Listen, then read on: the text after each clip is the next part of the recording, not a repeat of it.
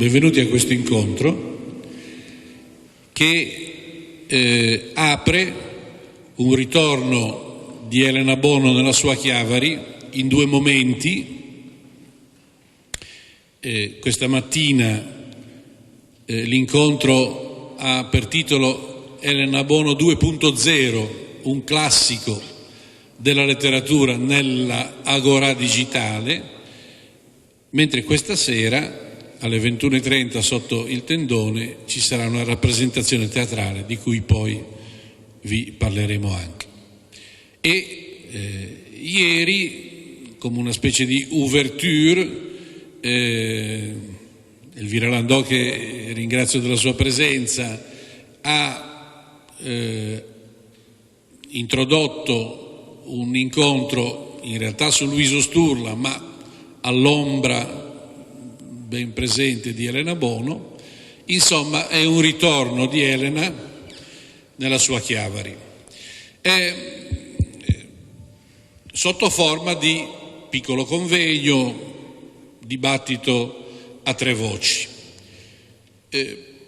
Perché mi sia stato chiesto di condurlo?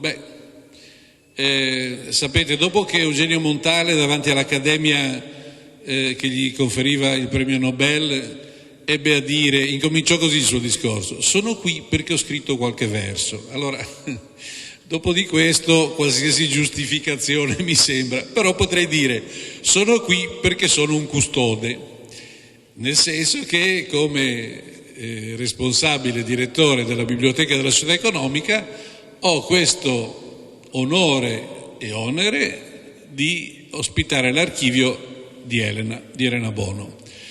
E tra l'altro, proprio incominciando il mio servizio come responsabile della biblioteca, 2 mesi dopo la morte di Elena, nel 2014, ebbi modo di allestire una mostra dedicata a lei, alle sue parole, proprio nell'archivio della Società Economica.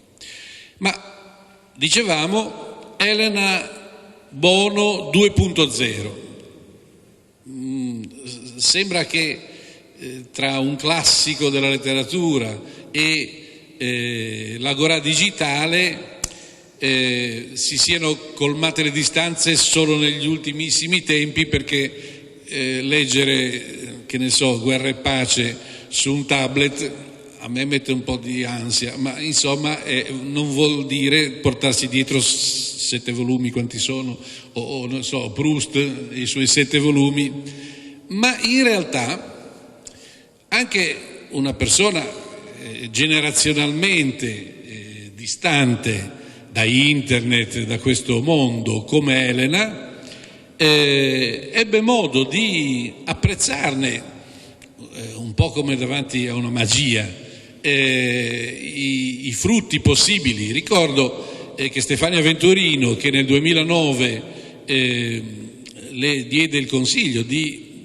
aprire un sito che tuttora la Venturino conduce, aggiorna, Elena rimase favorevolmente colpita da quest'idea che ci fossero delle persone che attraverso quel sito entravano, come dire, a casa sua, nella sua opera, e la visitavano. Infatti ricordo benissimo che faceva a Stefania questa domanda: allora, quante visite abbiamo avuto questa settimana? Ecco, questa era Elena Bono che entrava nell'epoca del digitale. E allo stesso modo, anche se più tardi e già molto più provata dall'assenza di Gianmaria, suo marito, che nel frattempo era morto, e dalla malattia, si interessò al progetto sempre della Venturino di un primo ebook con la spiegazione che era come una lavagna su cui si poteva leggere, e si poteva farlo senza formalità, senza muoversi da casa, e quindi questo avveniva nel 2013, non a caso questo primo ebook fu Morte di Adamo. Dico non a caso perché poi da Morte di Adamo, come avremo modo di dire, con le nuove edizioni della Marietti come vedrete uno dei protagonisti del nostro incontro ne fu proprio protagonista di questo nuovo inizio. Da morte di Adamo ricominciò quello che auspichiamo sia un vero rilancio di tutta l'opera di Elena Bono, perché nel frattempo c'era stato tutto il lavoro fatto dall'editrice Le Mani, cioè da Pierangelo Scapolla, che aveva coperto, come dire, dopo l'abbandono della Garzanti, si era reso, si era fatto carico di pubblicare tutti i libri di Elena. E poi c'è stato questo nuovo inizio con Marietti.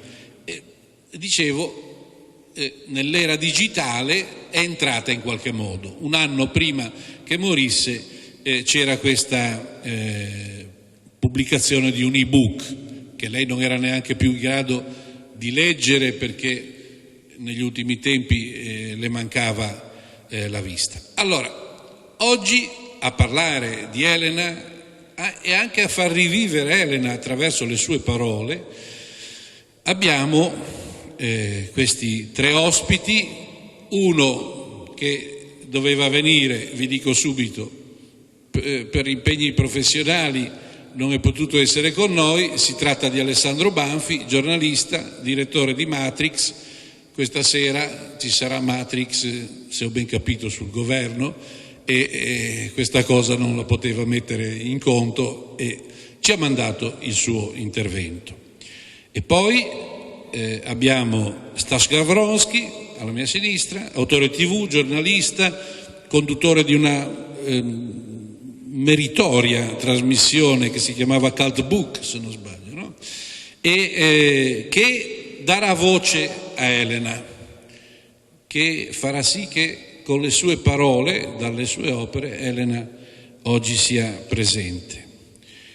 Poi Silvia Guidi, giornalista della redazione culturale dell'Osservatore Romano, che io conosco oggi, ma il cui nome mi era ben noto perché in un articolo intervista memorabile condotto a quattro mani con l'ultimo ospite che ora vi presento, che si intitolava, mi sembra, Sono solo un amanuense, no? Mi pare che fosse così,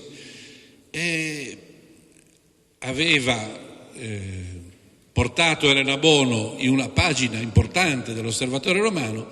Ahimè, quell'articolo uscì il giorno stesso che Elena moriva, il 26 febbraio del 2014. Sono molto contento oggi di avere qui Silvia Guidi, che poi in vario modo si è occupata di Elena e della sua opera. E ultimo ma non ultimo, Francesco Marchitti, che è saggista, autore teatrale. C'è anche la sua mano dietro lo spettacolo che vedremo questa sera, ma che è curatore di un saggio importante su Elena Bono e che, come vi dicevo prima, ebbe un ruolo importante in questo rilancio avvenuto anche con un'operazione editoriale non banale che riguardava proprio la morte di Adamo, quei racconti. Insomma, siamo in grado di incominciare e si incomincia sempre dando modo al personaggio più importante fra noi, che è Elena Bono, di farci sentire la sua voce. E così lascio a Stash Gawronski la lettura di questo primo passaggio tratto dal libro dedicato a Bisagno. Poco dopo il mezzogiorno, un rombo di motocicletta, intermittente per le molte curve dello stradone, stato già scena di agguati, scontri e atroci rappresaglie, scendeva e si andava avvicinando al paese. Ne ebbi non so che presentimento, ansioso e gioioso ad un tempo. Mi affacciai ad una finestra del piano superiore della casa, sulla moto 2 partigiani. Di quello che guidava non ricordo nulla perché non lo guardai. Dell'altro che gli era alle spalle vidi nella piena luce solare il volto.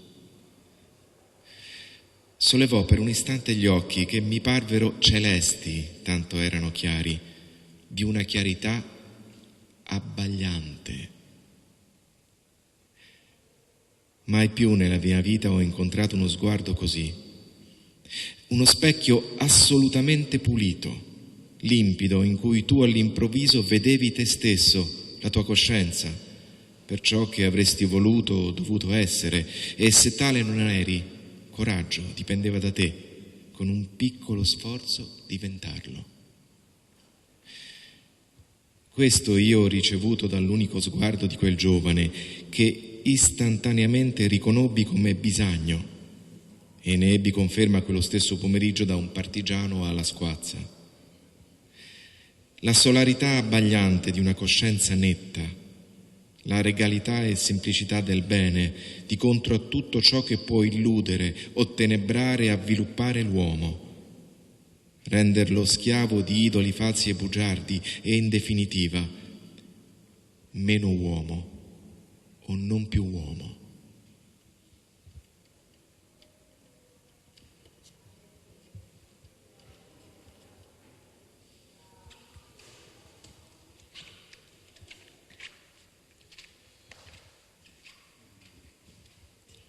Mi alzo per leggere l'intervento di Banfi,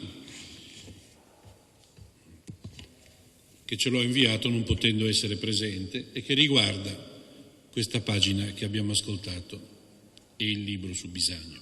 Cari amici, questo brano, tratto da un libro dedicato da Elena Bono al partigiano Bisagno, al secolo Aldo Gastaldi, racconta di un incontro e di uno sguardo. Emmanuel Levinas, grande filosofo francese scomparso qualche anno fa, ha detto una volta che l'etica è un'ottica.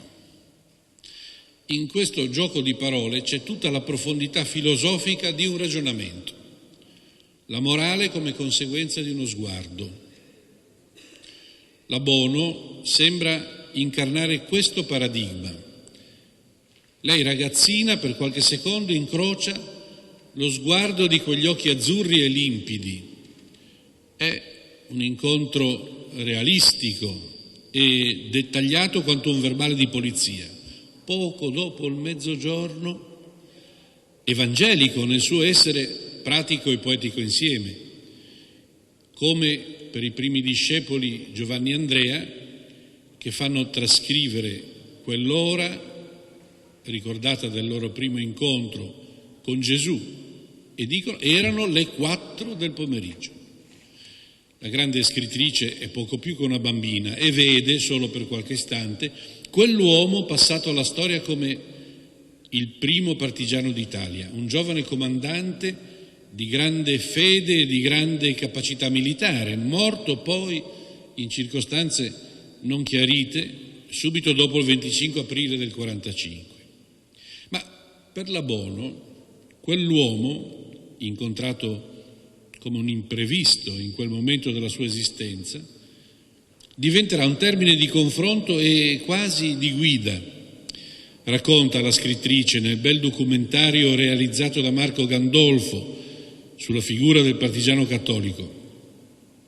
Speriamo che qualcuno a un certo punto scelga Bisagno come guida. Speriamo. Noi abbiamo testimoniato di lui, poi la scelta è personale. E ancora, Bisagno era una creatura naturaliter cristiana, direbbe Tertulliano. Era nato cristiano, quindi aveva fermezza e dolcezza insieme. Aveva tutte le virtù che ti dà lo Spirito Santo: dolcezza, temperanza, giustizia soprattutto. Bisagno era giusto. Quando il Vangelo parla di San Giuseppe lo chiama un uomo giusto. Ne conosci tanti di uomini giusti?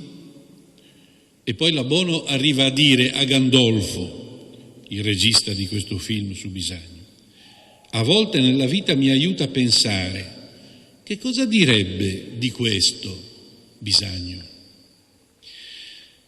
Chi più segue l'avvenimento cristiano ha un'urgenza naturale di sentire il proprio tempo, di viverlo fino in fondo.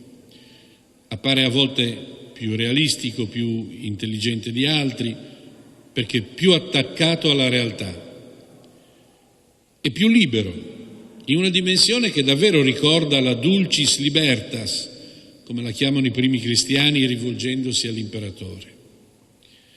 Vi lascio allora due semplici pensieri. Da fan della Bono e da giornalista, sempre attento all'attualità. Il primo è che Elena Bono ha vissuto il suo tempo con una sensibilità particolare, in un forte legame con gli avvenimenti, con la storia. È tipico del credente autentico vivere così, in una specie di corpo a corpo con gli avvenimenti che accadono. Chi vive di fede si impatta con la realtà e con i fatti e non può fare a meno di immergersi totalmente, di viverli fino in fondo. Seconda osservazione. Questi ultimi tempi fanno ragionare sul suo particolare amore per Bisagno. Mi è capitato più volte in questi giorni di seguire il suggerimento di Elena Bono e chiedermi che cosa direbbe Bisagno di quello che stiamo vivendo in Italia. Mi è tornata in mente drammaticamente la sua testimonianza a difesa della patria, la sua saggezza nel vedere i limiti della nascente nuova Italia e tuttavia il suo sacrificio, il valore della sua lotta. E mi chiedo, che cosa direbbe Bisagno di ciò che abbiamo vissuto in questi 90 giorni dopo le elezioni? Mi piace pensare che Bisagno vedrebbe in Sergio Mattarella l'ultima garanzia di quel tipo di convivenza che è stata fissata dalla nostra Costituzione. I due principi dell'articolo 1 della nostra Carta: rispettare la volontà popolare e insieme rispettare quelle regole entro cui far dispiegare questa volontà. Rispetto per il popolo e educazione del popolo. Questo era Bisagno, che, come ci ricorda Elena, forse dovrebbe farci da guida in un frangente così drammatico della nostra storia. Così Alessandro Banfi.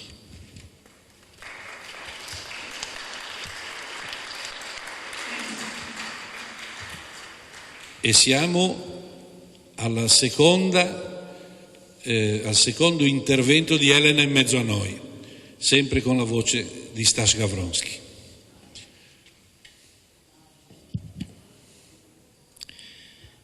Dio guardò Adamo. Vedo le tue lacrime, disse, miste al sangue di tuo figlio. Non una lacrima è perduta per me, non una goccia di sangue. Fino a quando, Adamo, lotterai contro di me perché non renda giustizia? Adamo taceva, ma il suo cuore era un mare di angoscia che urlava dalle sue profondità fino a Dio. Allora lo Spirito di Dio si turbò. Tu sei l'opera delle mie mani, ed ecco mi stai davanti come polvere, sangue e pianto. Sento il tuo cuore che grida fino a me. Perché mi hai creato? Chiese Adamo in mezzo al suo pianto.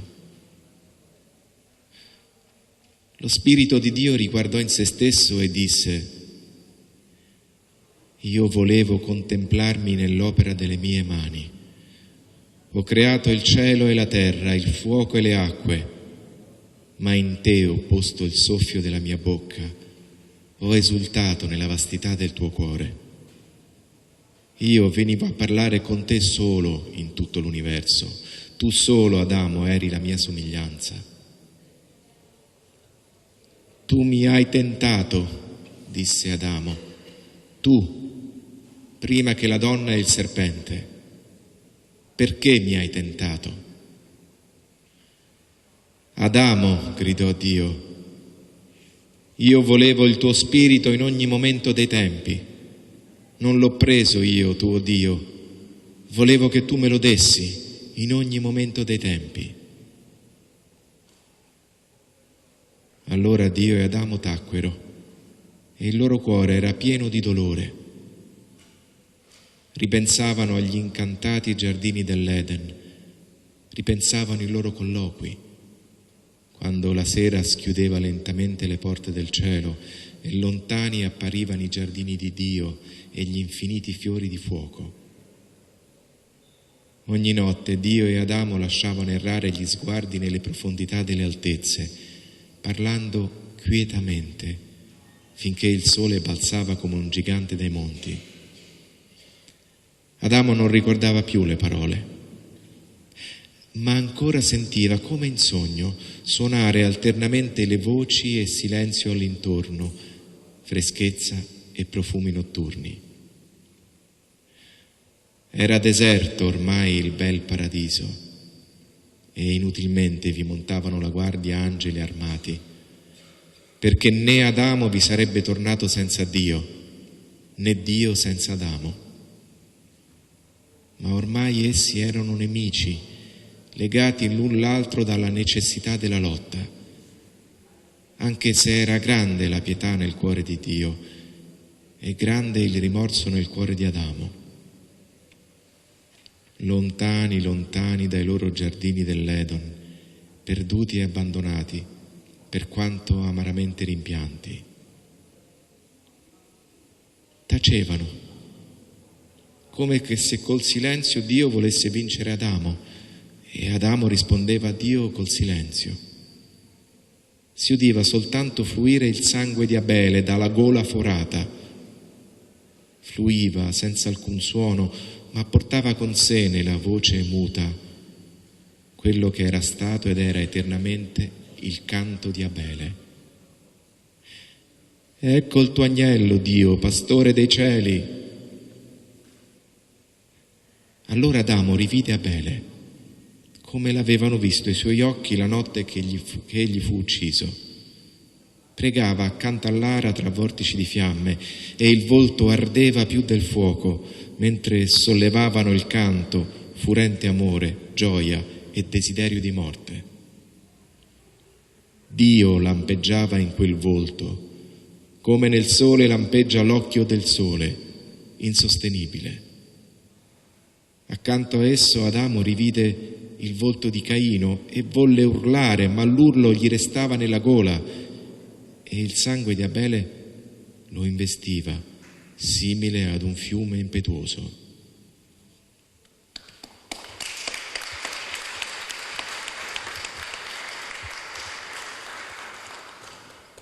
La pagina che abbiamo ascoltato dalla voce di Stash è tratta dal racconto Morte di Adamo, il quale racconto è il primo della raccolta che porta lo stesso titolo, Morte di Adamo appunto, ed è quella di cui vi vorrei parlare oggi per due motivi, e in particolare di questo racconto. Il primo motivo è perché questo è il libro più importante di Elena Bono, è la somma di tutta la sua produzione e anche di ciò che verrà pubblicato dopo. Il libro esce la prima volta nel 1956, quando Elena ha 35 anni. Molto scriverà dopo, però lì c'è la somma di tutta la sua produzione artistica. E il secondo motivo è perché con la lettura di questo volume, di questo racconto in particolare, inizia alla fine degli anni 90 la mia conoscenza di Elena e il rapporto misterioso, sempre particolare, con un capolavoro della letteratura. Il rapporto con un capolavoro è un mistero e questo va un pochino capito. Quando lo lessi appunto la prima volta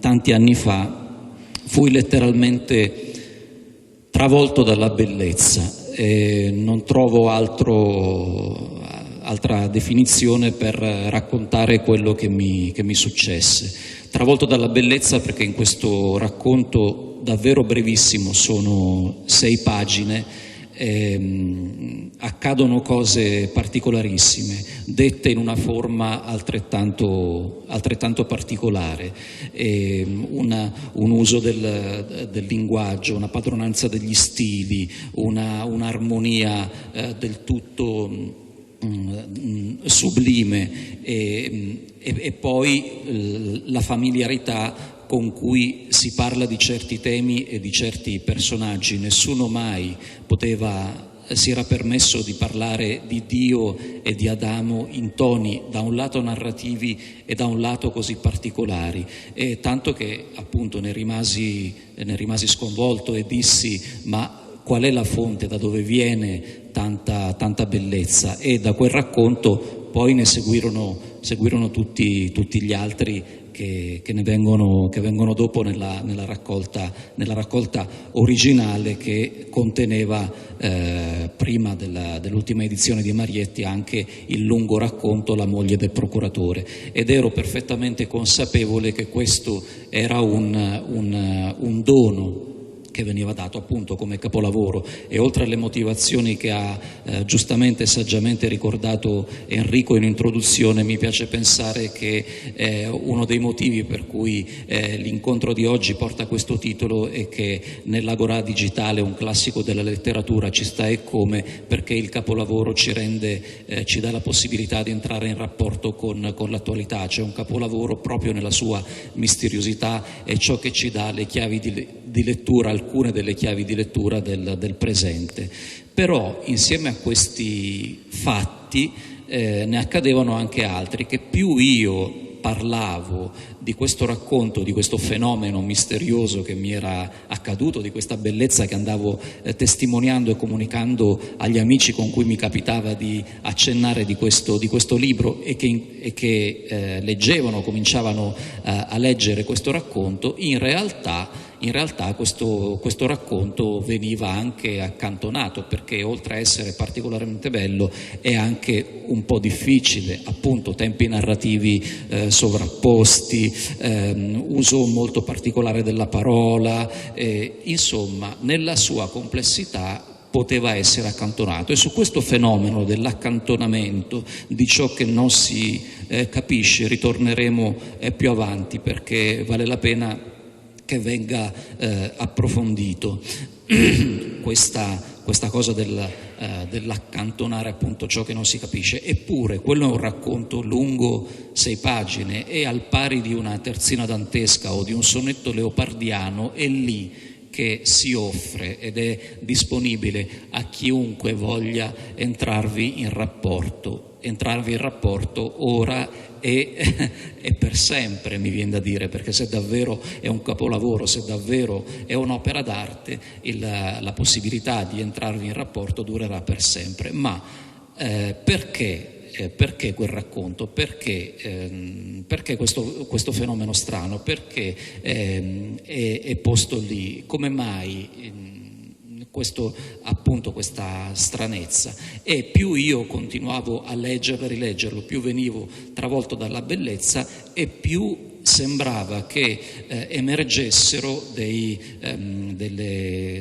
cose da questo racconto, fino al momento in cui mi parve di intravedere una chiave di lettura dentro questo racconto, e cioè che lì c'era, in quel racconto brevissimo, metastorico, metanarrativo, la chiave di lettura per comprendere tutti gli altri racconti. Quale chiave di lettura?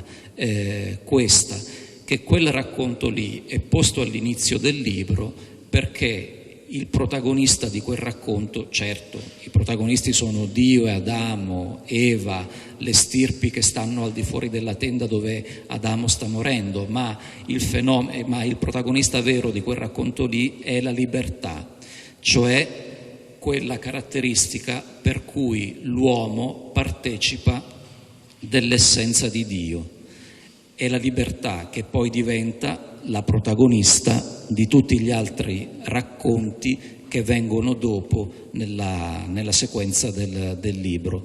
E qui ecco l'intuizione geniale di Elena, o meglio, l'intuizione geniale che non è un'intuizione geniale, ma è ciò di cui è fatto l'uomo, e che Dio ha bisogno dell'uomo, come abbiamo ascoltato dalla voce di Stash, cioè la libertà, il rapporto non può essere preteso. Dio ha bisogno che venga riconosciuto dall'uomo e quindi lo cerca in continuazione, ma nel momento in cui l'uomo, il figlio, riconosce il padre, allora Dio si concede tutto, e questa è una rivelazione di amore. Tutti gli altri racconti che vengono dopo, in una struttura anche molto strana che adesso un pochino accenneremo, danno ragione di questa chiave di lettura, cioè di questo fenomeno intimo e profondo che è la libertà dell'uomo, che, ripeto ancora, è la caratteristica per cui l'uomo partecipa dell'essenza di Dio.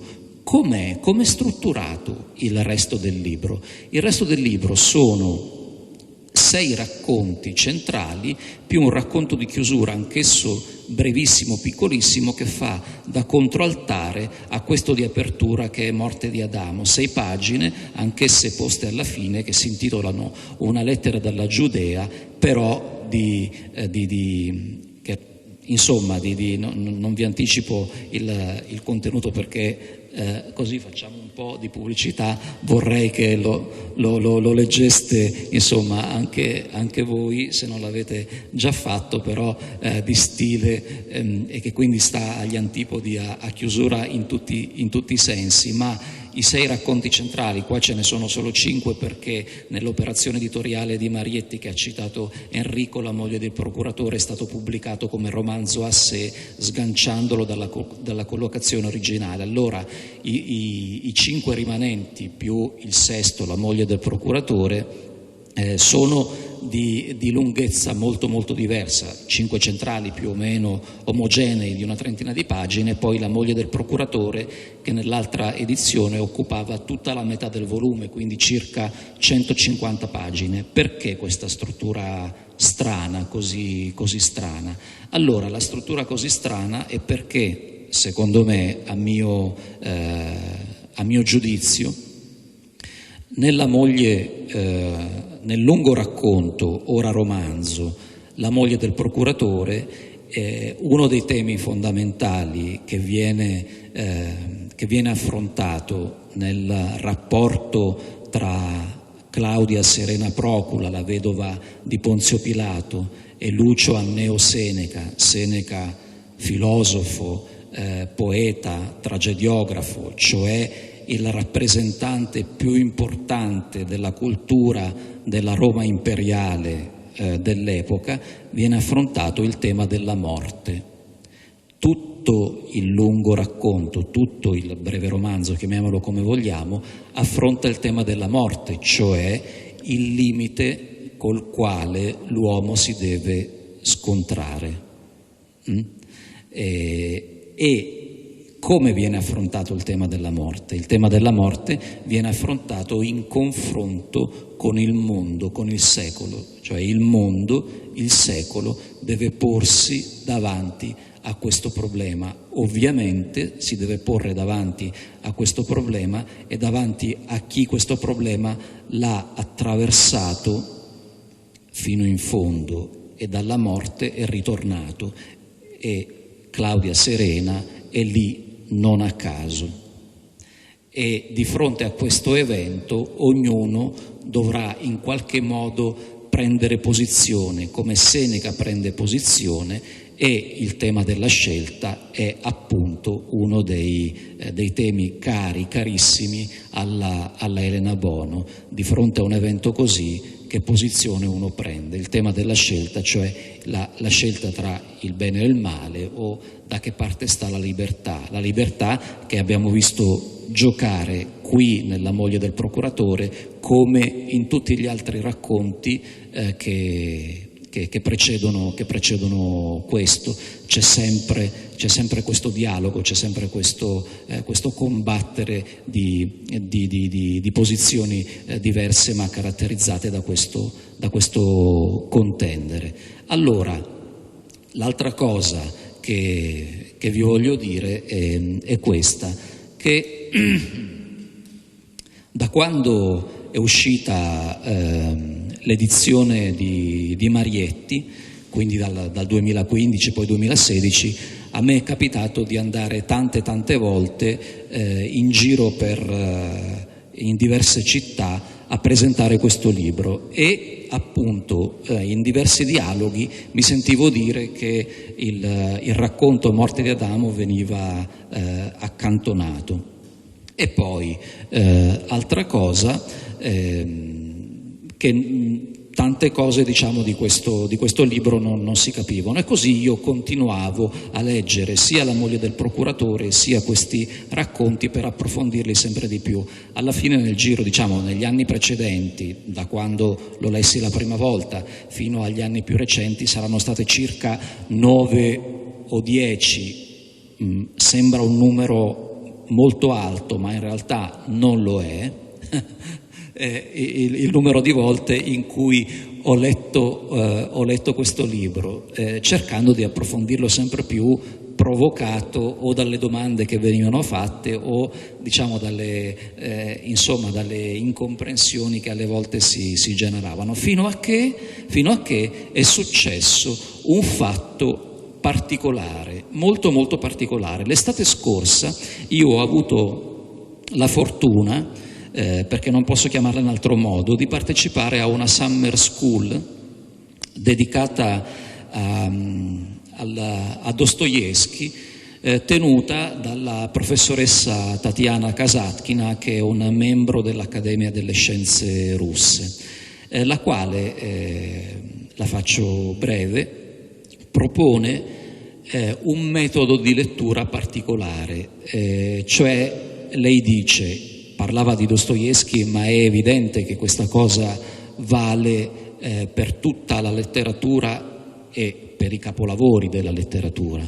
Il suo metodo, che lei chiama da soggetto a soggetto, dice che quello che noi abbiamo di fronte è un soggetto vivo, non è un oggetto morto da analizzare al microscopio, ma è un soggetto vivo che ha sempre qualcosa da dirci, cioè è un soggetto infinito, è un'infinità, e fino qui in qualche modo qualche traccia, qualche intuizione si può avere di un'esperienza che ognuno personalmente può aver fatto, ma soprattutto diceva una cosa molto più audace e scomoda, che la conoscenza del capolavoro inizia soltanto di fronte a ciò che non si capisce.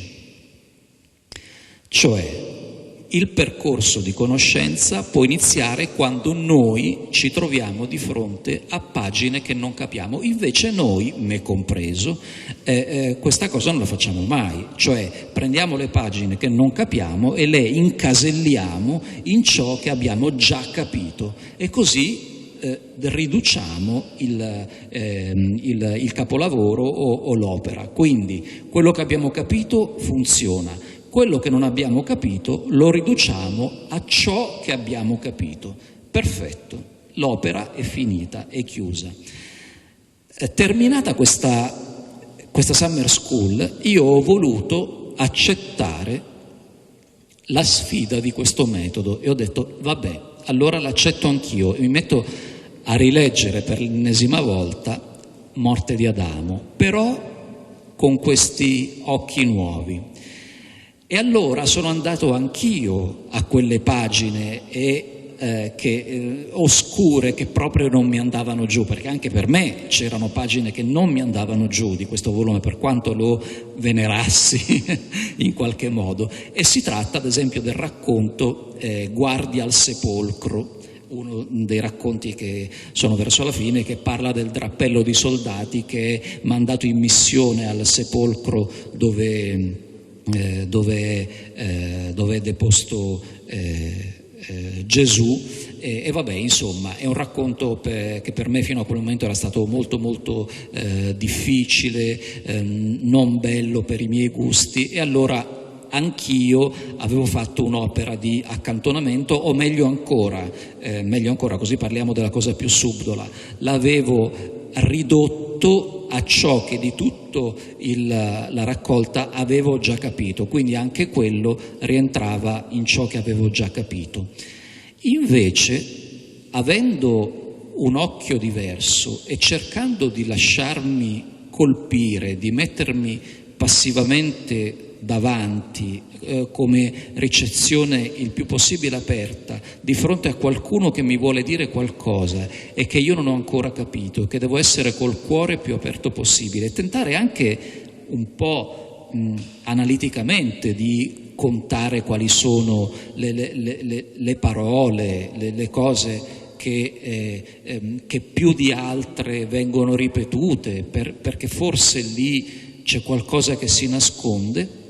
Attraverso una migliore comprensione della moglie del procuratore che parla della morte, mi è sembrato di intravedere che quel racconto era lì per lo stesso motivo, perché parlava della morte, perché quei soldati mandati a fare guardia al sepolcro si comportavano così perché avevano paura della morte. Allora, questa luce improvvisamente gettata su un racconto per me restato oscuro fino ad allora, mi ha fatto nascere un interesse che prima non era mai esistito per quel racconto, e quel racconto ai miei occhi è rifiorito, ed è con questa piccola esperienza che mi è capitata che mi avvio a concludere il mio intervento. Allora, io tiro qualche piccola conclusione. La prima è questa, che il capolavoro è una cosa infinita e come tale, ed è bello pensare che capolavoro sia come ognuno di noi, per analogia è una cosa infinita, ognuno di noi qui presenti come persone, non può essere incasellata, non può essere ridotta, perché se facciamo questo diventa una critica sterile nel caso della letteratura, oppure una violenza dei rapporti nel caso della persona.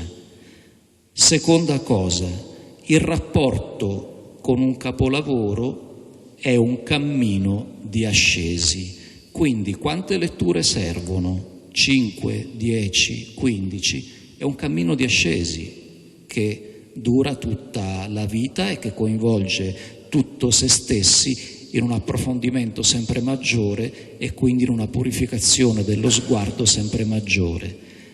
Terza conclusione, sentirsi dire che il cammino di conoscenza inizia di fronte a ciò che non abbiamo capito è scomodo, è molto scomodo, però accettare questa scomodità fa rifiorire un rapporto o con un capolavoro o con una persona. Quarta e ultima cosa, che sembra non c'entrare, ma in realtà c'entra, è che io vi vorrei invitare tutti calorosamente, come ha accennato Enrico, allo spettacolo teatrale di questa sera che ci sarà sotto il tendone. Perché? Perché il racconto Morte di Adamo è il fil rouge che tiene insieme, per i motivi che abbiamo visto, tutto lo spettacolo. Domenico Galasso, che è il regista, non so se qualcuno di voi lo conosce, è un profondo conoscitore dell'opera di Elena Bono. Negli anni passati ha avuto una conoscenza diretta, molto stretta di Elena, perché ha allestito suoi spettacoli e se qualcuno apre il volume, il dramma teatrale Le spade e le ferite, nel frontespizio troverà la dedica a un certo DG. Quel DG è Domenico Galasso, per dire quanto è stato intenso il loro rapporto. Quindi, insomma, siete calorosamente invitati e vi ringrazio. Grazie. Grazie Francesco Marchitti. E l'ultima occasione che diamo a Elena per parlarci, con la voce di Stas Gavronski, con un brano dalla testa del profeta.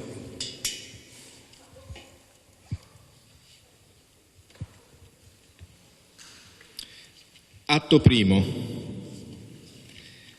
la sala dei 2 troni nelle stanze di Erodiade, in fondo nel mezzo una porta nascosta da una tenda di porpora.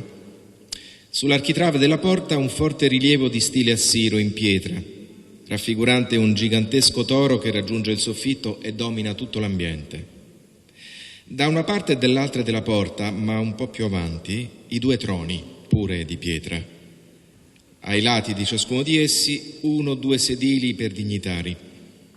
Una porta a destra reca alle stanze interne di Erodiade, quella a sinistra comunica col resto della reggia. All'aprirsi del sipario, il venerabile Anna è seduto su uno dei seggi e sembra stia addormentandosi. Un ventaglio è nella sua mano abbandonata in grembo. Il ministro Cusa, entrato appena nella sala, è in piedi accanto a lui e lo guarda con un'espressione indefinibile, vagamente ironica. Anch'egli ha in mano un ventaglio chiuso. Il suo cranio, rasato al modo egizio, contrasta con la fluente capigliatura e barba mosaica del vecchio sacerdote. Suono di corno dall'alto di una torre. La voce discolta: prima vigilia, il giorno è tramontato. Anna, riscuotendosi: che? Cusa: nulla, venerabile Anna, è la prima vigilia e un altro giorno è tramontato. Oh, il nobile Cusa, i nostri riguardi a tuo potere. Posso nulla per la tua venerabilità. Annunciarti a suo splendore la regina. Anna, muovendo il ventaglio e chiudendo ogni tanto gli occhi con sonnolenza. Caldo grande, le fornaci di Babilonia. Il deserto, tua venerabilità. E purché non s'alzi il vento. Giornata pesante, Adonai, peraltro memorabile, meritamente glorifica per il vostro beneamato tetrarca, sontuose le cerimonie e opulenti doni. Sua grandezza ha convenientemente apprezzato ogni presente, dal più cospicuo al più tenue e immateriale. Il Sacrosanto Sinedrio confida ben accetto il suo quale cibo destinato allo spirito, agli spiriti eletti. Già, le lamentazioni di Geremia, un cibo direi qui molto gustato. Non per nulla custodiamo tra queste mura un profeta, e piuttosto gelosamente. Non è privilegio inestimabile, nonostante tutto, possedere un profeta vivo. Se vero profeta, tanto inestimabile il vero quanto esiziale e abominevole il fallace, e solo il Sacrosanto Sinedrio, alla luce della sua dottrina e del celeste consiglio, potrebbe stabilire quale è il vero e quale il fallace. Chi chiami tu profeta, ragguardevole Cusa? Il profeta da noi custodito, per esempio. Quel certo battezzatore piuttosto ben voluto dal tetrarca e molto seguito dal popolo. Quel mangiatore di locuste impazzito dal sole del deserto. Qualcuno dice impazzito, tua venerabilità.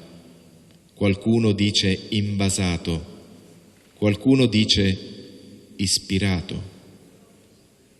Certo, chi di noi mangerebbe cavallette in lode di Dio? Molto più saggio indubbiamente mangiare vitelli. Non è nella stravaganza che si rende onore. Anna si interrompe allo scoppio d'un'irata voce di donna e di 2 veloci colpi di sferza provenienti dalle stanze interne di Erodiade. Che succede? Oh, è soltanto suo splendore la regina che s'abbiglia per il banchetto. Comincia straordinariamente per tempo e qualcosa non giova al suo umore in tal rito. Come dice il vostro grande Salomone, un'età va via, un'altra viene. Tua venerabilità ha notato come vien fiorendo la piccola principessa Salomè. Certo, tua venerabilità non ha occhi per le leggiadrie femminili. Inoltre, sua grazia la principessa veste panni così modesti. Sarebbe difficile stabilire se più gelosamente custodito dalla madre il pudore di questa regale fanciulla o da noi la vita di questo codesto mangiatore di locuste, come tua venerabilità si è compiaciuta a chiamarlo.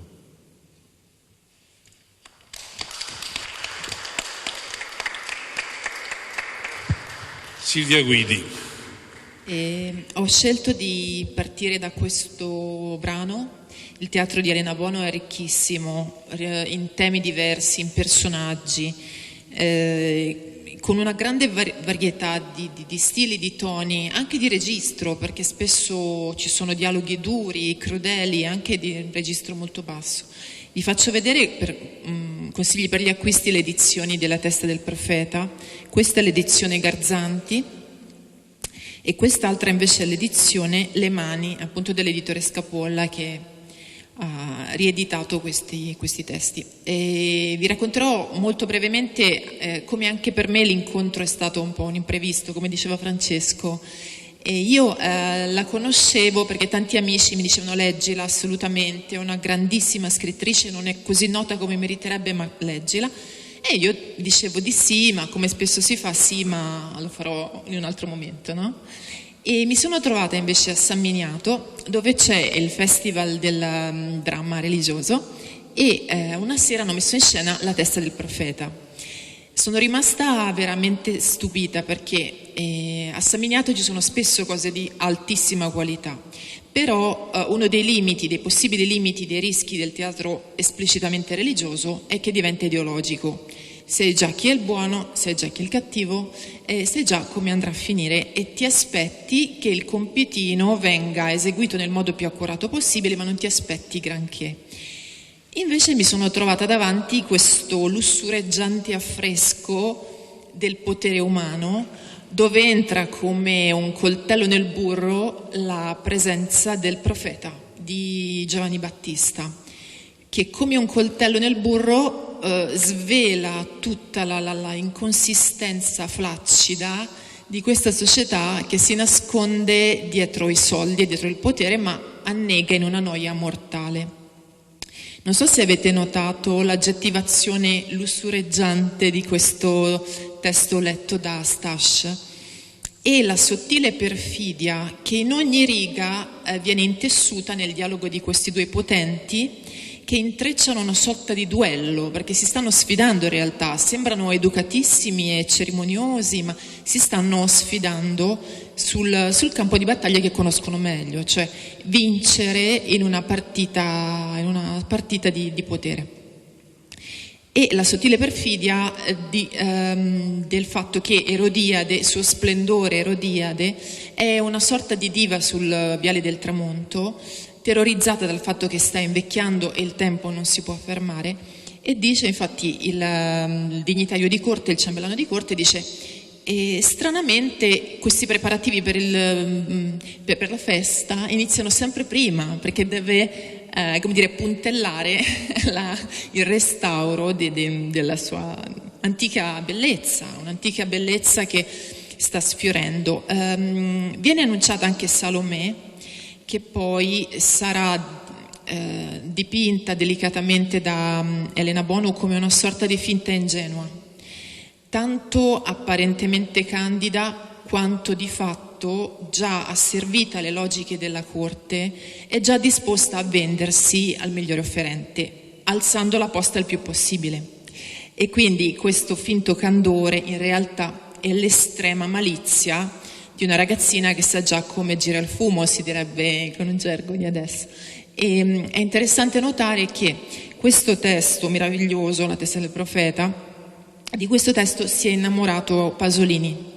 Pasolini era deciso a trasformarlo in un film, non è successo per vari motivi che adesso non sto a dire, ma la cosa bella è che era rimasto talmente colpito da questo testo che la scena di Salomè, la famosa danza di Salomè, che genialmente Elena non la descrive come un qualcosa di lussurioso o scenograficamente clamoroso o ricco, ma come una finta danza del cigno, qualcosa di fintamente casto che però già preannuncia la vendita, diciamo, al tetrarca Erode.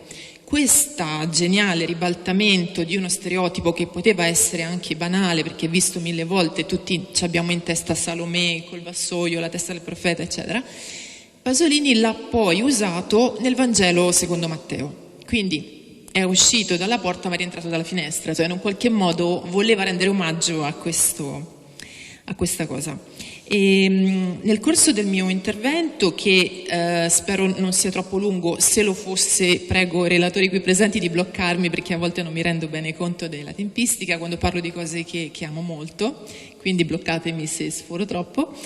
E volevo anche ritornare su quel concetto bellissimo espresso dall'intervento di Banfi, che è stato letto prima, e cioè che l'etica è un'ottica, cioè la bellezza della moralità in realtà parte dallo sguardo, da come si vedono le cose, e da come tu vieni guardato e da come tu guardi il mondo, con quale sguardo, se accogliente, se freddo, se di distanza, se di dura indifferenza, che è peggio dell'odio talvolta. Questo tema è onnipresente nell'opera di Elena Bono, anche nel teatro, soprattutto nel teatro, e nella mia personalissima lettura è forse quello che ha fatto proprio nascere il suo teatro, nel senso che la sua scrittura teatrale è spesso fortemente inattuale.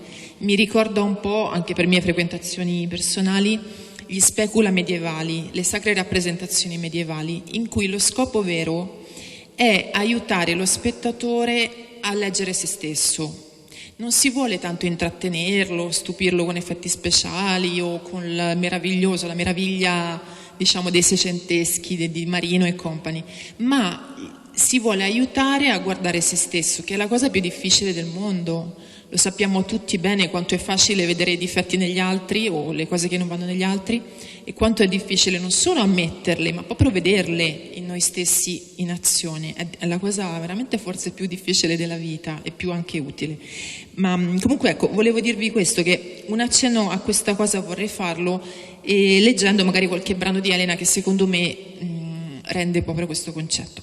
Ma adesso ritorno invece sulla testa del profeta, questo testo meraviglioso, che in quella sera di mezz'estate a San Miniato al Monte mi ha colpito con anche la bellezza del testo, delle parole, perché aveva quel retrogusto un po' diciamo d'epoca. Non so se avete presente gli sceneggiati anni 60, che ne so, L'idiota di Dostoevskij di Albertazzi, oppure più avanti ci sarà Il segno del comando, che mi sembra sia degli anni 70.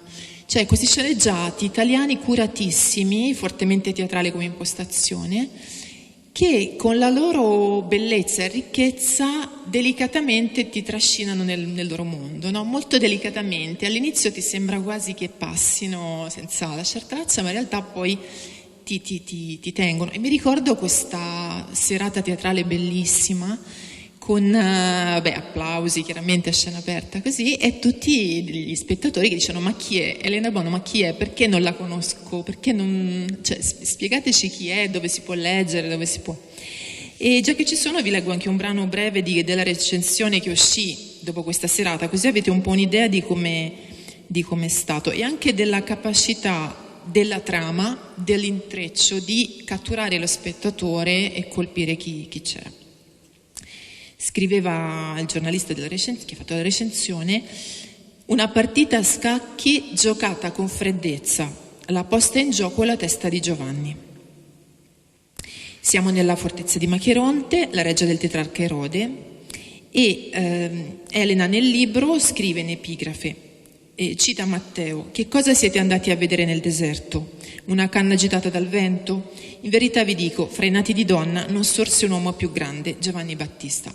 Come dicevo all'inizio, Giovanni Battista è un po' la cartina di tornasole, cioè è quello che fa scoprire ai potenti della corte tutta la loro miseria, infelicità, noia, soffocamento nel lusso della corte, che alla fine diventa un surrogato di una felicità che non c'è. E poi Elena nell'epigrafe del libro infatti cita anche Machiavelli, il realismo cinico del principe, che dice: tutti i profeti armati vinsero, i disarmati rovinarono. E sappiamo bene la fine che ha fatto Giovanni Battista nella fortezza di Macheronte. Una dura, serrata, accurata meditazione sul teatro della politica e sull'effetto corrosivo del potere, piena di colpi di scena e di duelli verbali fra i personaggi. Erodiade, descritta come una diva sul viale del tramonto, Anna, sacerdote inviato del Sinedrio, Cusa, ministro di Erode, ma Merco Scauro, difensore della ragion di Stato della Pax Romana. Abba Dima, buffone di corte, una sorta di full shakespeariano, libero di dire la verità, così come il profeta imprigionato nelle segrete della fortezza di Macheronte, cioè Giovanni. Erode, sovrano annoiato e disgustato di se stesso. Una frase bellissima è quella in cui il tetrarca Erode appunto dice tutta la sua insoddisfazione e la sua incapacità però di cambiare vita. Dice ai suoi cortigiani: miei cari corvi, tutti occupati a strapparvi l'un l'altro la regal carogna, solo lui, Giovanni Battista, c'è che vorrebbe rifare di questo che sono io, che sei tu, che è tutto il mondo una cosa viva. Solo Giovanni, ma non troverà neppure uno disposto a risuscitare. Stiamo bene così, in questa tomba.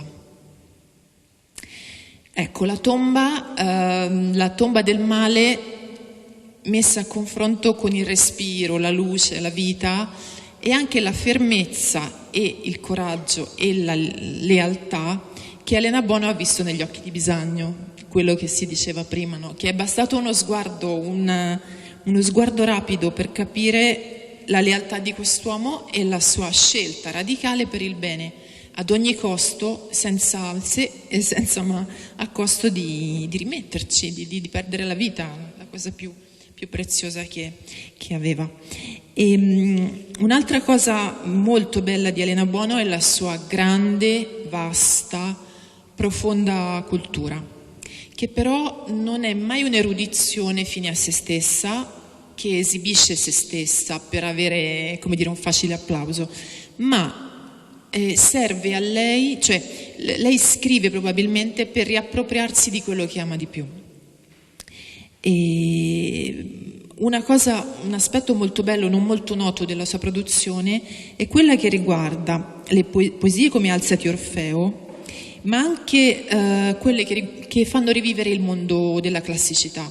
Francesco prima ricordava la moglie del procuratore, quindi tutto l'entourage culturale di Seneca, ma Elena Bono si è anche immedesimata molto in Catullo, nel poeta Catullo, e in un bellissimo, struggente dialogo lo mette a confronto con Cesare e Catullo, che parlano della vita, della loro storia, del futuro.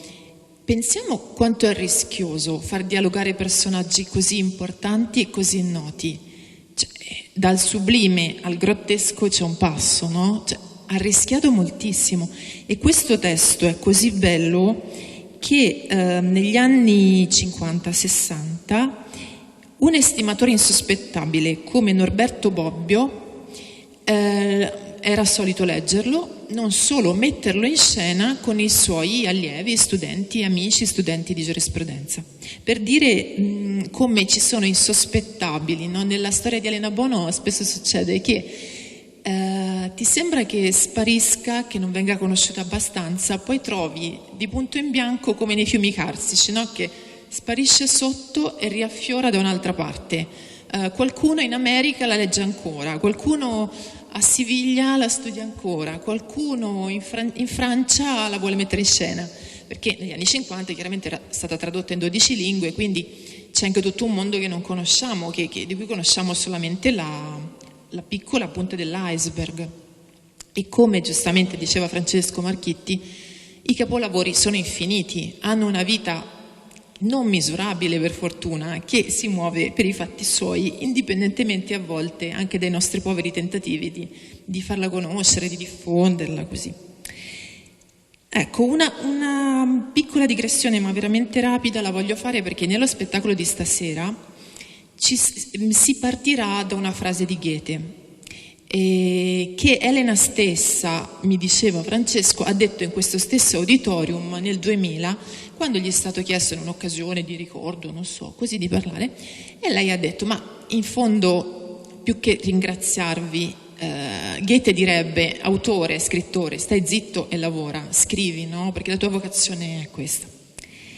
E in questa magnificenza di spunti, ricchezza culturale enorme, secondo me lei ha molto messo in pratica il metodo stesso di Goethe, non l'ha solo letto e amato, ma anche per Goethe la questione importante della vita era fare esperienza delle cose. Non basta dirsele, non basta pensare di saperle, bisogna conoscerle davvero, attraversandole materialmente. Vi leggo una citazione molto breve per rendere omaggio, insomma, a chi stasera poi inizierà lo spettacolo con queste stesse parole.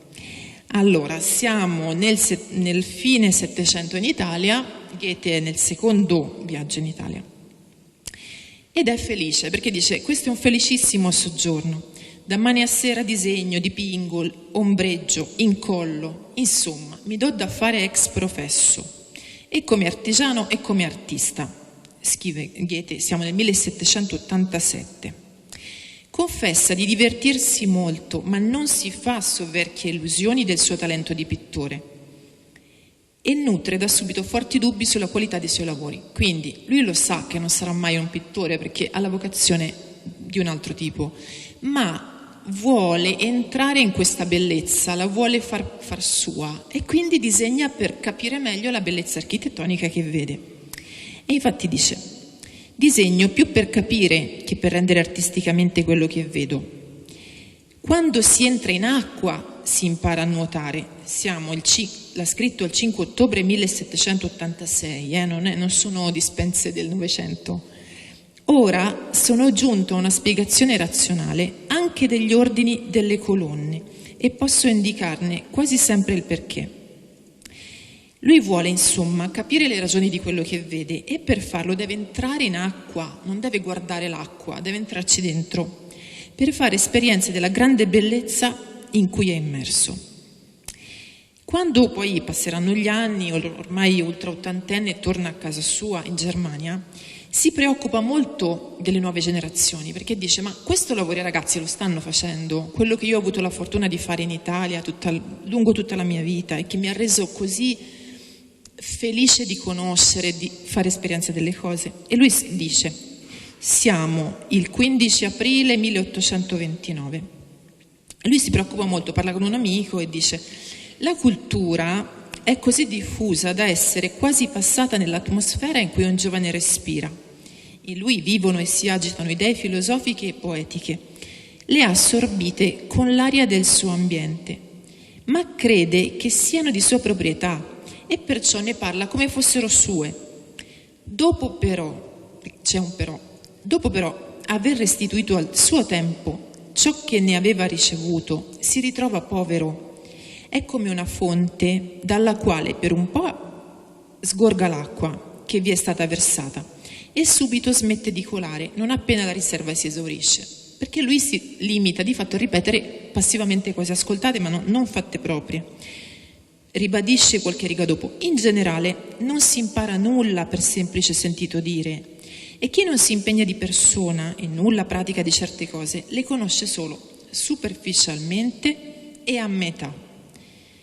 Non solo, questo non è solo una preoccupazione educativa, così, che può essere interessante per chi si occupa di educazione, c'entra anche con il futuro dei popoli e con le decisioni dei popoli. Dice più in là, lo traduco con parole mie, basta poco per far saltare la sottile pellicola della civilizzazione, anche nella colta, civilissima Germania. A questo Elena dedicherà un bellissimo testo che si chiama La valigia di cuoio nero, che fa parte poi di una serie più ampia, ma di cui adesso non c'è tempo di parlare, dove smonta pezzo per pezzo l'illusione che questa cultura voltairiana, illuminista, sia da sola capace di garantire la civiltà. La barbarie è a un passo. Non c'è niente che possa garantire la permanenza della civiltà se il cuore dell'uomo in prima persona non si coinvolge. Vi dico in breve 2 parole su questo libro bellissimo. In questo romanzo si racconta la caduta di una famiglia di giuristi tedeschi, e di nuovo torna la cultura giuridica di Norberto Bobbio in Italia, dei giuristi tedeschi in Germania, razionalisti, voltairiani e orgogliosamente illuministi, finiti a pieni, mani e piedi completamente, senza poter frenare in nessun modo, nel baratro dell'ideologia nazista, arrivando a delineare un'intera trilogia, eccetera, eccetera, ma di questo ne parleremo in un altro momento, e facendo, sposando purtroppo il destino di morte dell'uomo del Novecento, un secolo pervaso da letali ideologie nichiliste. Letali che hanno portato i lager, i gulag, lo sterminio di massa e tutte le tragedie che sappiamo. Elena Bono, con la sua cultura profondamente, autenticamente in empatia con ciò che descrive, tratteggia il dramma di un popolo con questo libro. E per tornare al 2.0 del titolo di questa rassegna qui, da questa ricchezza culturale è nato anche un programma radiofonico che è andato in 4 puntate in onda qualche anno fa e che per fortuna si può ritrovare su YouTube volendo, cercando, in questo mondo digitale che ci permette anche di accedere a tante cose rapidamente, e che si chiama Ogni uomo è una musica, che con un po' di amici abbiamo fatto per veicolare la bellezza della prosa di Elena, facendo parlare, dando voce alla musica che lei cita nei suoi libri, perché i riferimenti culturali di Elena sono sterminati, ricchissimi, e lei cita spesso meravigliose musiche, melodie bellissime, ma anche non solo, anche jazz, non solo musica classica, e questo è stato come lo spunto che ci ha permesso di entrare un po' nel suo mondo. E quindi se avete voglia di guardare su YouTube e ascoltarvi un po' di bella musica inframmezzata dalle nostre voci, che comunque cercano di dare nuova vita alle parole di Elena. Poi l'ultima cosa, per non tediarvi e non essere troppo lunga, ritornare a questo tema dell'etica, che è in realtà un'ottica, uno sguardo diverso sulle cose, su noi stessi, ma anche su tutto il mondo che ci attorna. Elena Bono perché nel posto dove adesso c'è ancora, anche se è una forma diversa da come siamo abituati a pensare le cose, terziaria francescana, vale a dire che si è lasciata educare e anche plasmare e accompagnare lungo tutta la vita da questo carisma francescano.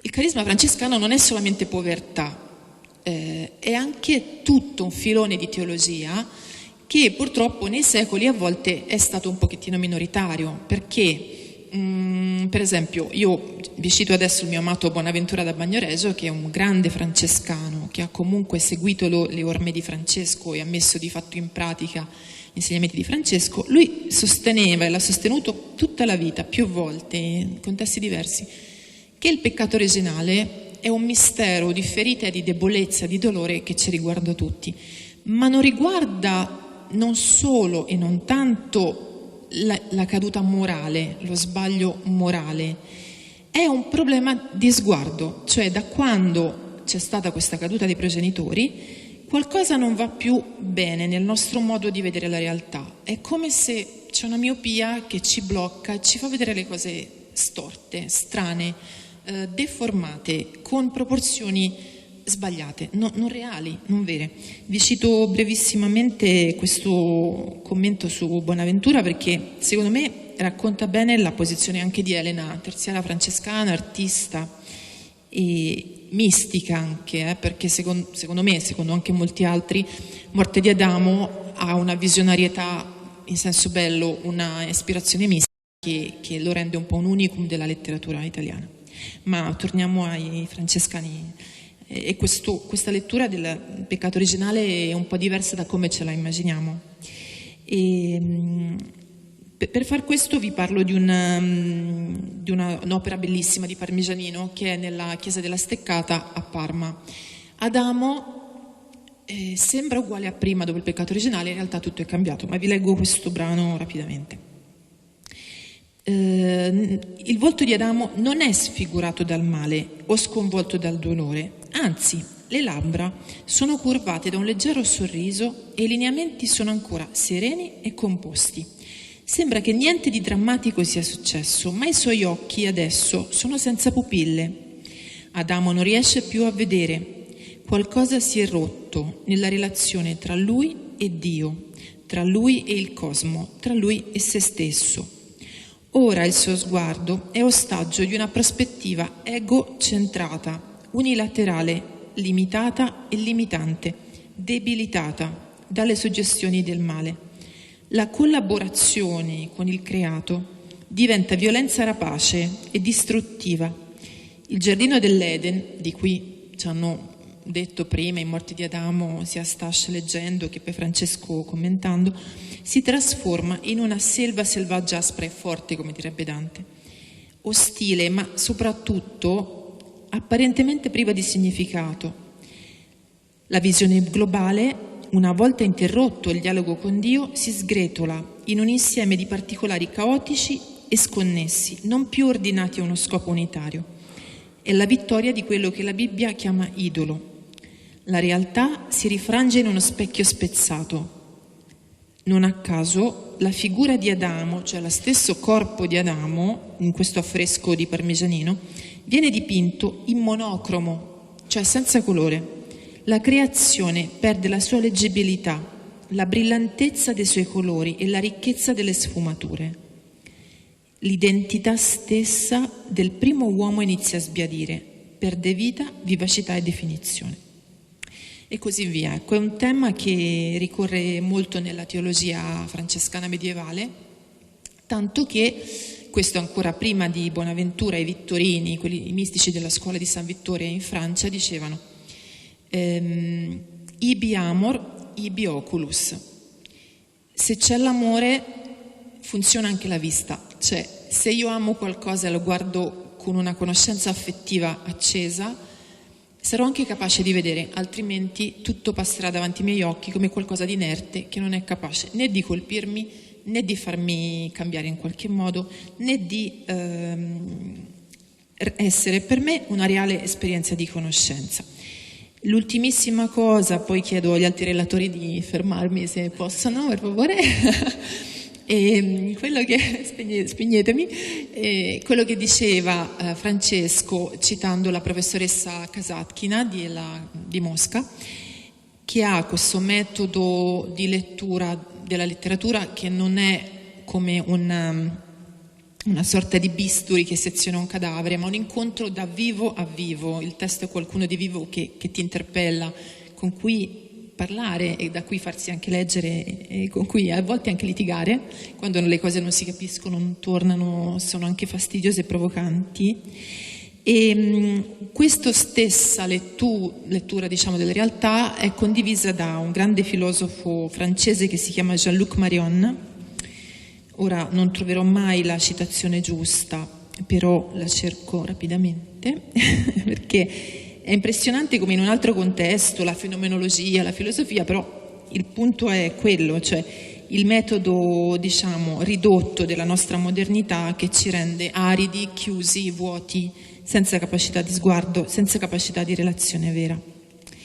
Ecco, allora, e lui parla del fenomeno religioso come fenomeno saturo, cioè qualcosa che non è possibile non si può sezionare, non si può schedare. Fa un esempio molto semplice ma chiaro. Dice: ma scusate, ma un fenomeno storico come la Rivoluzione francese, qualcuno lo può analizzare e scomporre nei suoi fattori?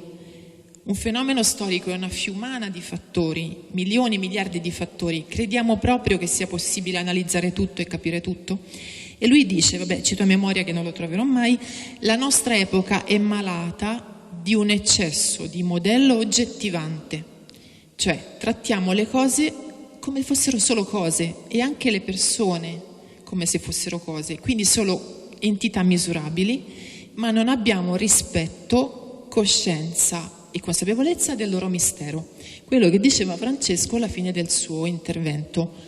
Senso del mistero, che non è deriva mistica, è essere realisti, perché la realtà non l'abbiamo fatta noi, esisteva prima che arrivassimo noi, esisterà anche dopo, e quindi il vero realismo è quello che, a mio parere, Elena Bono nei suoi bellissimi libri, nei suoi drammi così duri, a volte così pieni di vicende crudeli, incomprensibili, che però tanto purtroppo assomigliano alle nostre vite, piene di male inspiegabile, di spreco di vita che non si capisce da cosa nasca, ci insegna a guardare se stessi, a guardare noi stessi, ma come lo fa? Non con una predica, accompagnandoci in una narrazione, prendendoci per mano e dicendo ok, ti faccio vedere la tua faccia e per far questo uso la testa del procuratore, Erode, il tetrarca, suo splendore Erodiade, uso, che ne so, Federico II, la grande saga dei Fieschi, uso personaggi storici per aiutarti a capire chi sei. Grazie dell'attenzione. Grazie Silvia Guidi. Io temo che, visto l'orario che ci è stato assegnato, non ci sia più tempo che per i saluti, anche se avremmo voluto eventualmente rispondere a domande del pubblico. Però nel saluto vorrei dire una cosa che per me è importante. Ho parlato del ritorno di Elena a Chiavari. Ora, credo che sia evidente a tutti voi che avete ascoltato che parlare di Elena significa parlare di una complessità tale di temi, di sviluppi possibili, di motivi, che ovviamente non la può esaurire un incontro. Allora, la presenza qui tra noi, per la quale lo ringrazio, di Roberto Trovato, già titolare della cattedra per lunghi anni, della cattedra di storia del teatro a Genova e preside del DAMS di Imperia, mi fa ripensare a una sua proposta di qualche anno fa, che sarebbe il modo perché Chiavari continuasse a parlare di Elena Bono a un livello degno di Elena Bono, come credo che sia stato oggi. La proposta del professor Trovato era un convegno internazionale su Elena Bono con studiosi di alcune università spagnole che sarebbero disposti a venire a Chiavari a parlarne. Io approfitto, come dire, mi hanno dato il microfono, ne approfitto per rilanciare questa sua proposta all'amministrazione che, come dire, fa ben sperare, perché lo spettacolo teatrale di questa sera lo produce il Comune di Chiavari. Questo ci fa ben sperare che sia l'inizio della giusta valorizzazione di Elena Bono. Dunque, finisco ancora ringraziando la voce di Elena Stash-Gavronski, che umilmente si è calato in questa parte di sola voce, e naturalmente Francesco Marchitti e Silvia Guidi e voi che ci avete seguito. Grazie a tutti.